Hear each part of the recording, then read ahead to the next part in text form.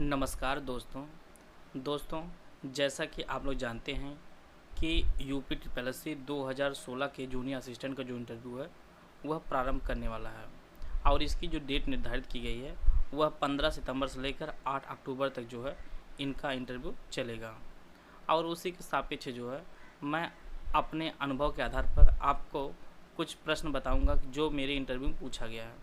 मैंने कंडक्टर, लेखपाल, वीडियो और जूनियर असिस्टेंट के 4 इंटरव्यू जो है वह यूपी ट्रिपल के फेस किए हैं और उनमें क्या क्या प्रश्न पूछा गया था और मैंने किस प्रकार से उसके उत्तर दिए थे, इन सभी को मैं इस वीडियो में बताऊंगा आप लोगों को। जब मेरा इंटरव्यू लगा था तो मैंने महिंद्रा के मॉक इंटरव्यू का जो है एक कोर्स लिया था और उसमें महिंद्रा ने जो मुझे सिखाया था कि आपको किस प्रकार से इंटरव्यू फेस करना है, किस प्रकार के प्रश्न पूछ सकते हैं, उन सभी की बहुत अच्छी प्रैक्टिस कराई थी। और जिस प्रकार के महिंद्रा ने मुझे मॉक इंटरव्यू में जो है सिखाया था, सेम उसी पैटर्न में जो है मेरा इंटरव्यू हुआ था। और जैसा कि आप लोग जानते हैं कि इंटरव्यू आपको फाइनल सिलेक्शन भी दिलाएगा और वही जो है मनचाही पोस्ट भी दिलाएगा। अगर आपके इंटरव्यू के मार्क्स जो है वह कम हैं तो वह आपको जो फाइनल लिस्ट होगी उससे भी बाहर करेगा और मनचाही पद जो है वह भी आपको प्राप्त नहीं होगा। जैसा कि आप लोग जानते हैं कि जूनियर असिस्टेंट में जो है वह 25 मार्क्स का इंटरव्यू है, तो इसमें आप लोग कोशिश करिएगा कि आपको जो इंटरव्यू मार्क्स मिले वह 15 प्लस में ही मिले, क्योंकि यही आपको सिलेक्शन भी दिलाएगा और मनचाहा पोस्ट भी आपको यही दिलाएगी इंटरव्यू। बहुत लोग चाह रहे होंगे कि लखनऊ चाहिए, हमें लखनऊ में अच्छे विभाग चाहिए, तो आपको इंटरव्यू में मैक्सिमम मार्क्स लाने होंगे। और जैसा कि बहुत लोगों का जो एकेडमिक जो मार्क्स होंगे वह भी कम होंगे, इसलिए उनको जो प्रतिपूर्ति के लिए जो है उन्हें इंटरव्यू मार्क्स लाना अत्यंत आवश्यक है। और इंटरव्यू में सामान्यतः लगभग 10 से 12 प्रश्न मुझसे पूछे गए थे। और सबसे पहले मैं अपने लेखपाल के बारे में बताना चाहता हूँ कि लेखपाल की जो मैंने परीक्षा पास की थी वह जौनपुर ज़िले से मैंने पास की थी और मेरा इंटरव्यू भी जो है वह जौनपुर में ही हुआ था। और उस इंटरव्यू में जो है सबसे पहले लगभग सभी इंटरव्यू में जो है यही प्रश्न आपके पूछा जाता है कि आपने जो ग्रेजुएशन किस सब्जेक्ट किया है। तो मैं आपको बताना चाहता हूँ मैंने जो है हिंदी, ज्योग्राफी और इंग्लिश से जो है वह ग्रेजुएशन किया था और उससे संबंधित जो है प्रश्न आपके इंटरव्यू में पूछे जाते हैं। आपके अंतिम जो आपने शिक्षा ग्रहण की है उसी से प्रश्न पूछ सकते हैं। तो जैसा कि मेरा हिंदी और ज्योग्राफी जो है वह ग्रेजुएशन में रहा है और मेरे सभी इंटरव्यू में लगभग इसी से प्रश्न सर्वाधिक पूछे गए हैं। तो इस प्रकार पहला जो प्रश्न पूछा गया था मुझसे कि जौनपुर की जो स्थापना है वह किसने की थी, तो मैंने इसका उत्तर दिया था। और जैसा कि सभी लोग जानते हैं कि फिरोज शाह तुगलक ने जो है इसकी स्थापना की थी।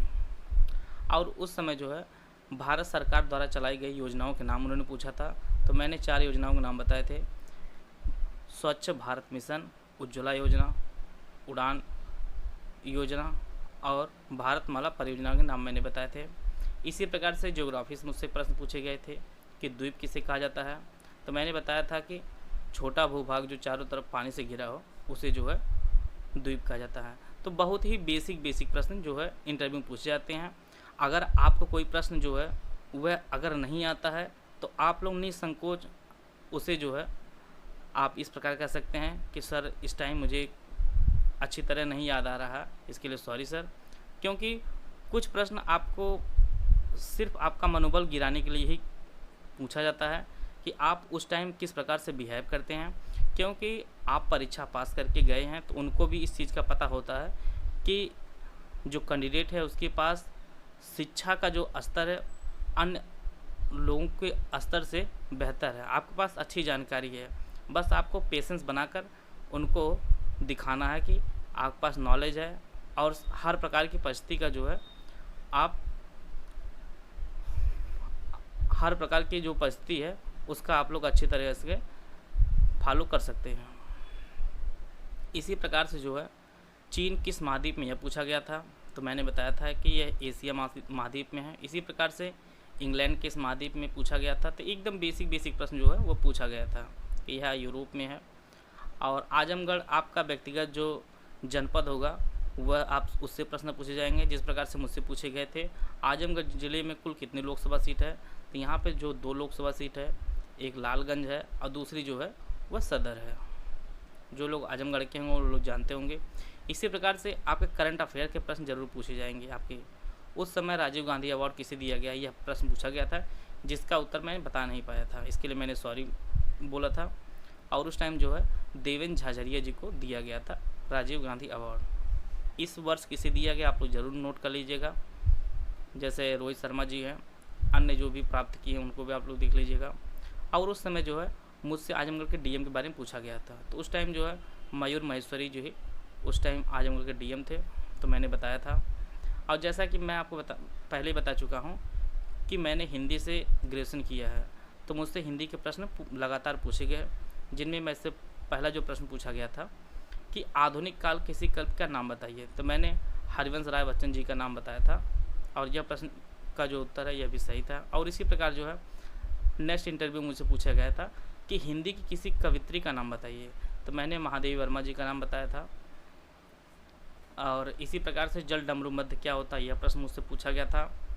और अन्य इंटरव्यू जो है वह मुझसे पूछा गया था कि छायावाद के कवियों का नाम बताइए। जैसा कि आप लोग जानते हैं कि छायावाद के 4 प्रमुख स्तंभ हैं, जयशंकर प्रसाद जी, महादेवी वर्मा, सूर्यकांत त्रिपाठी निराला, ये सभी जो है इन सभी के नाम मैंने बताए थे। इसी प्रकार से उत्तर प्रदेश में लोकसभा और राज्यसभा के सदस्यों की संख्या पूछी गई थी। तो जैसा कि आप लोग जानते हैं कि लोकसभा की सीट जो है वह 80 है और 31 जो है वह राज्यसभा की सीट है। तो ये सभी प्रश्नों के जो मैंने उत्तर बताए थे। और इसी प्रकार से हिंदी से प्रश्न पूछा गया था कि हिंदी में लिंग कितने होते हैं। जैसा कि आप लोग जानते हैं कि हिंदी में जो है लिंग 2 प्रकार के होते हैं, और वहीं पर संस्कृत में जो है लिंग वह 3 प्रकार के होते हैं। मैं आप लोगों को एक चीज़ और स्पष्ट बता देना चाहता हूं कि इंटरव्यू में जब भी प्रश्न आपसे पूछा जाए तो आप लोग 2 सेकंड 3 सेकंड का समय ज़रूर लीजिएगा उत्तर देने में। इससे यह रहता है कि असमंजस की स्थिति पैदा होती रहती है इंटरव्यू लेने वाले के अंदर, और इससे ये रहता है कि अगर आप तत्काल उत्तर देना शुरू कर देंगे तो जो उनके जो प्रश्नों का जो स्तर होगा वो तुरंत बढ़ा देंगे। अगर आप थोड़ा समय लेंगे, 2-3 सेकंड का जो समय लेंगे, इससे यह होता है कि वो असमंजस की स्थिति में रहते हैं और धीरे धीरे जो प्रश्न जो है वह स्तर डाउन करके ही प्रश्न पूछेंगे आपसे। और जब तक उन्हें इस चीज़ का आभास होगा कि आपके पास नॉलेज बहुत अच्छी है, तब तक आप जो है अधिकतम प्रश्नों के उत्तर जो है वह सही बताते चले जाएंगे, और इससे आपका भी जो मनोबल है वह बढ़ता चला जाएगा। और इसके कारण जो है आपके इंटरव्यू मार्क्स अधिक से अधिक प्राप्त करने की जो योग्यता होगी वह आपको मिलती चली जाएगी। तो जैसे इंटरव्यू लगभग 10 से 12 प्रश्न आपके पूछे जाते हैं, तो उसमें कुछ प्रश्न आपको कठिन प्रश्न जान के डाले जाते हैं, जिससे आपका मनोबल वह गिराने की कोशिश करेंगे, और आपको जो है वहीं आपको अपने आप को स्थिर करना होगा। अगर प्रश्न के उत्तर नहीं आ रहे हैं तो आप सॉरी ज़रूर बोल दीजिएगा। और इसी प्रकार से जापान की मुद्रा पूछी गई थी। जैसे जापान की मुद्रा आप लोग जानते होंगे येन है, ये मैंने बताया था। और गंगा नदी का उद्गम पूछा गया था, तो यह आपके उत्तराखंड से होता है। ये सभी प्रश्न जो है वह मुझसे पूछे गए थे परीक्षा में। तो इस प्रकार जो है जो भी प्रश्न आपके इंटरव्यू में पूछे जाते हैं, सबसे पहले आप लोग जिस सब्जेक्ट से ग्रेजुएशन किए हैं उस पर आप लोग थोड़ी सी कमांड जरूर बना लीजिए। अगर आप लोग साइंस के हैं तो साइंस के स्टूडेंट हैं तो आप लोग जो है कुछ रूल्स आप लोग याद कर लीजिए। ओम के नियम हुए, आपके केमिस्ट्री कुछ सूत्र है जो जनरली जो पूछे जाते हैं। अब मैथ्स के कुछ आप परसेंटेज सीख लीजिए, उसको रिवीजन कर लीजिए, क्योंकि वो छोटे छोटे प्रश्न जो है आपके सामने रखेंगे और उसके उत्तर आपको मौखिक देना होगा। तो इसी प्रकार से प्रश्न पूछे गए थे। और ये जो प्रश्नों की जो लिस्ट मैं अपने Telegram learning by AP sir में शेयर कर दूंगा, आप लोग वहाँ से ले लीजिएगा। और इसके ऊपर और भी मैं वीडियो बनाऊंगा। अगर आपका कोई प्रश्न है तो आप लोग कमेंट बॉक्स में ज़रूर पूछिएगा। वीडियो अगर आपको अच्छा लगे तो लाइक कर सकते हैं, चैनल सब्सक्राइब कर लीजिए। वीडियो को पूरा देखने धन्यवाद। जय हिंद, जय भारत।